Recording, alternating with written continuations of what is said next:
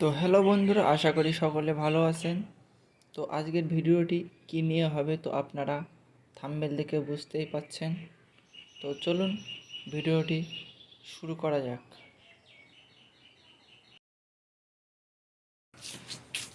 তো এখানে আমি টমেটো চাষ করার জন্য একটি পাত্রে কিছু চারা তৈরি করেছিলাম। তো এখান থেকে আমি কিছু চারা নিয়ে নিচ্ছি রোপণ করার জন্য।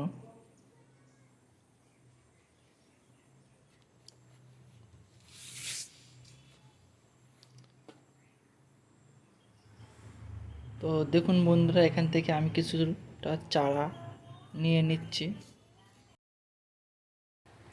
তো এখন চারাগুলি আমি এই ট্রেতে রোপণ করব।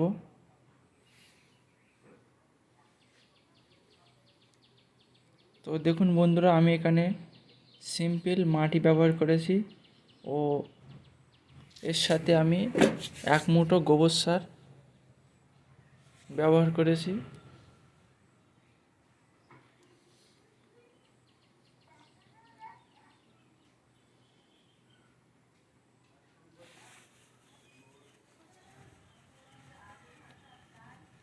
তো আমি এই ক্রেটে এখন 4টে চারা রোপণ করেছি।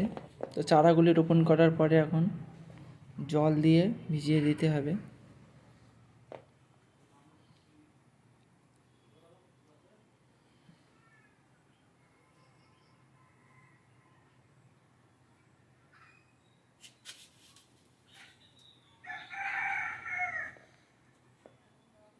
তো এখান থেকে আমি আর কিছু চারা নিয়ে নেব আরেকটি ট্রেতে রোপণ করার জন্য।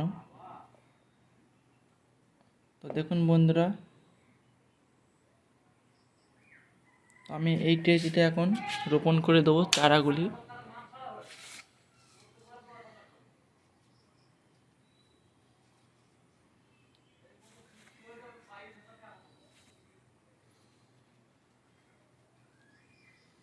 তো এটাতেও আমি 2টো করে 4টে চারা রোপণ করে দেবো।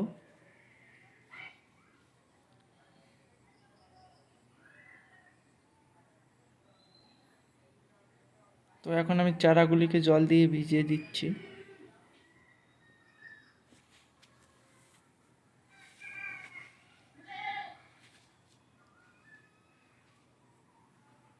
তো চলে এলাম 4 দিন পরে। তো দেখুন বন্ধুরা, আমার গাছগুলি এখন কত সুন্দর হয়ে আছে।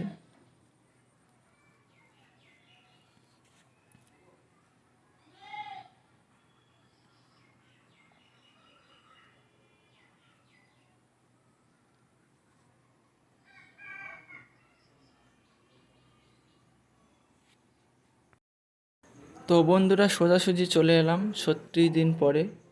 তো দেখুন বন্ধুরা, আমার গাছগুলিতে এখন কী রকম টমেটো হয়েছে তো আপনারা দেখতেই পাচ্ছেন।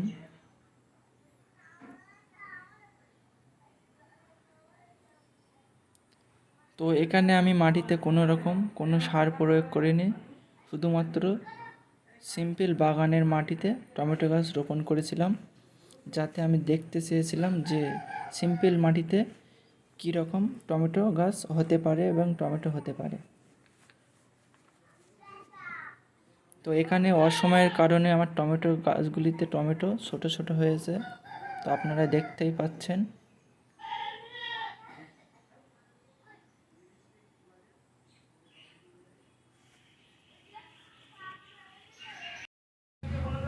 তো বন্ধুরা, এখন বর্ষার সময় টমেটো গাছগুলিকে এখন আর ফুল আসবে না, বছরের শেষ টমেটো।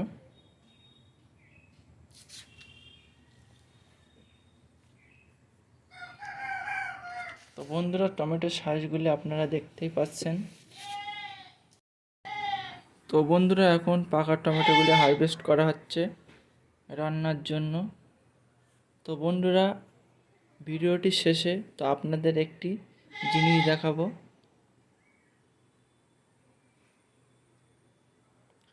তো ভিডিওটি ভালো লেগে থাকলে একটি লাইক, একটি সাবস্ক্রাইব করে পাশে থাকবেন।